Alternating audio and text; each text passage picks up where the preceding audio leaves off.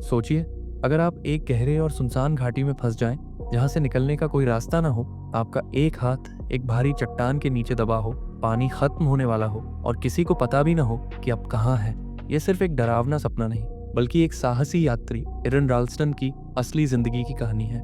उसकी अकेली यात्रा एक भयानक संघर्ष में बदल गई। उसके पास बस एक पुरानी चाकू और अटूट हौसला था, और इसी के सहारे उसने एक ऐसा फैसला लिया जिसे कोई सोच भी नहीं सकता।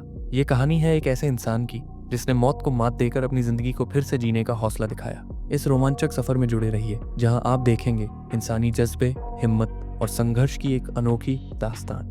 25 अप्रैल 2003 शुक्रवार, एरन राल्स्टन यूटा के कैनियनलैंड्स नेशनल पार्क में कैनियोनियरिंग के लिए निकलने की तैयारी करता है। रात के समय वह अपनी गाड़ी से ट्रेलहेड तक पहुंचता है। एरन एक अनुभवी पर्वतारोही और हाइकर है जो पहले भी कई बार ऐसी यात्राएं कर चुका है। कई बार उसने घाटियों में पुराने समय की गुफा कला देखी है और उन्हें अपने वीडियो कैमरे में रिकॉर्ड किया है। ट्रेलहेड पर पहुंचकर वह अपनी पिकअप ट्रक के पीछे आराम करता है और वहीं सो जाता है। अगली सुबह एरन अपनी माउंटेन बाइक पर पार्क के रास्ते से गुजरता है। उसका इरादा था कि गाइडबुक में दिए गए समय से 45 मिनट पहले अपने गंतव्य तक पहुंच जाए। उसे अपने इंजीनियर होने पर गर्व है और वह हमेशा चीजों को आसान और तेज करने के नए तरीके ढूंढता रहता है। लेकिन ज्यादा दूर जाने से पहले ही उसकी बाइक फिसल जाती है और वह जमीन पर गिर जाता है। अब वह पैदल ही यात्रा कर रहा होता है। खुले चट्टानी इलाके में दौड़ते हुए उसे 2 हाइकर, क्रिस्टी केटमारा और मेगन एम्बरटैम्बलिन मिलती है, जो रास्ता भटक गई थी। वे एक भूमिगत तालाब ढूंढ रही थी।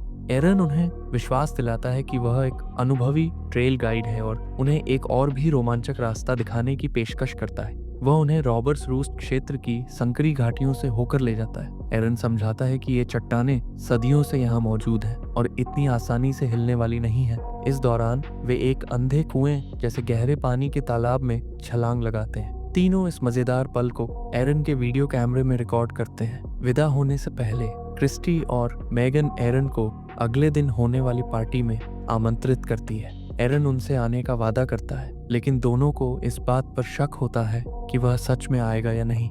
एरन अपनी यात्रा जारी रखते हुए ब्लू जॉन कैनियन में दाखिल होता है, जहां संकरी दरारों के बीच बड़े बड़े पत्थर अटके हुए हैं। जैसे ही वह नीचे उतरता है, अचानक 360 किलो का एक भारी पत्थर हिल जाता है और एरन के पीछे नीचे गिरता है। यह पत्थर उसकी दाईं बाह को चट्टान से जोर से दबा देता है, जिससे वह वहीं फंस जाता है। वह जोर जोर से मदद के लिए चिल्लाता है, लेकिन घाटी इतनी सुनसान है कि कोई उसकी आवाज सुन ही नहीं सकता।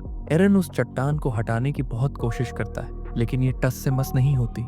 जल्दी ही उसे एहसास हो जाता है कि वह पूरी तरह अकेला है। वह समय नोट करता है, शनिवार 26 अप्रैल 2003 दोपहर 3:05 और अपनी जेब में मौजूद चीजों की गिनती करता है। उसके पास सिर्फ बायां हाथ और दोनों पैर ही काम कर रहे हैं। जल्दी निकलने की वजह से वह अपना स्विस आर्मी नाइफ घर पर ही भूल आया था। अब जब उसे यकीन हो जाता है कि उसे खुद ही कुछ करना होगा, तो वह अपने कैमरे पर वीडियो डायरी रिकॉर्ड करना शुरू करता है। साथ ही अपनी छोटी जेब चाकू के बड़े ब्लेड से पत्थर को काटने की कोशिश करता है। वह अपने पानी और खाने को संभल कर इस्तेमाल करने लगता है और ठंडी रातों में खुद को गर्म रखने की जद्दोजहद करता है। एक बार उसका चाकू हाथ से गिर जाता है और उसे अपने नंगे पैरों और एक पतली टहनी की मदद से वापस उठाना पड़ता है। इसके बाद वह चाकू को एक रस्सी से बांधकर सुरक्षित कर लेता है। वह अपनी चढ़ाई की रस्सी का इस्तेमाल कर एक पुली सिस्टम बनाता है ताकि पत्थर को ऊपर उठा सके, लेकिन यह कोशिश भी बेकार जाती है। थकान से बचने के लिए वह रस्सियों की मदद से खुद के लिए एक हार्नेस बनाता है,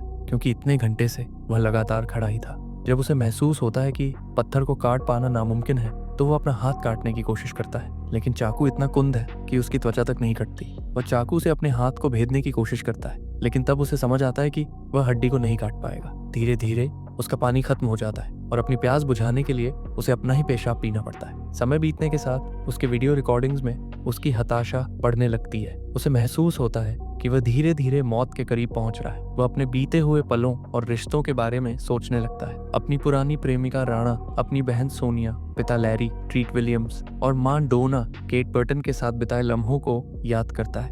उसे वे दोनों हाइकर्स भी याद आते हैं जिनसे वह हादसे से पहले मिला था। वह उस पार्टी की भी कल्पना करता है जिसमें जाने का उसने वादा किया था और वहां दोस्तों के साथ मस्ती करता है। इस गहरे आत्ममंथन के दौरान उसे यह एहसास होता है कि उसके जीवन के हर फैसले ने उसे इसी स्थिति में लाकर खड़ा कर दिया है। उसे लगता है कि यह उसकी किस्मत थी कि वह इस घाटी में अकेले मरने वाला है। एक मतिभ्रम हेलुसिनेशन के दौरान उसे यह भी याद आता है कि उसकी सबसे बड़ी गलती यह थी कि उसने किसी को यह नहीं बताया था कि वह कहाँ जा रहा है और कब तक वापस लौटेगा।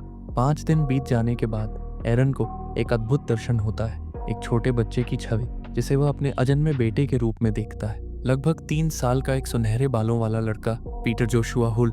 इस पूर्वाभास से उसे जीवित रहने की नई प्रेरणा मिलती है। फिर अपनी इंजीनियरिंग की समझ का उपयोग करते हुए उसे एहसास होता है कि वह टॉर्क मरोड़ने की तकनीक का सही इस्तेमाल करके अपने हाथ की रेडियस और अल्ना हड्डियों को तोड़ सकता है। खुद को मानसिक रूप से तैयार कर वह ऐसा करने में सफल होता है। फिर अपने मल्टी टूल के कम धारदार चाकू से वह धीरे धीरे अपना हाथ काटकर अलग कर लेता है। खून रोकने के लिए वह अपने कैमल बैक पानी की पाइप की इंसुलेशन ट्यूब से एक अस्थायी पट्टी बनाता है और उसे कैराबिनर की मदद से कसता है। गुरुवार 1 मई 2003 सुबह 11:34 माउंटेन स्टैंडर्ड टाइम एरन खुद को चट्टान से आजाद कर लेता है। वह अपने कटे हुए हाथ को कपड़े से लपेटता है और उस विशाल पत्थर की एक तस्वीर खींचता है जिसने उसे फंसा रखा था। इसके बाद वह घाटी से बाहर निकलने की कोशिश करता है, जिसके लिए उसे 65 फीट ऊंची चट्टान से नीचे उतरना पड़ता है। नीचे उतरते समय उसे कुछ वर्षा का जमा हुआ पानी दिखता है और वह अपनी प्यास बुझाने के लिए ठहरा हुआ गंदा पानी भी पी लेता है। घायल, थका हुआ और खून से लथपथ एरन कई मील तक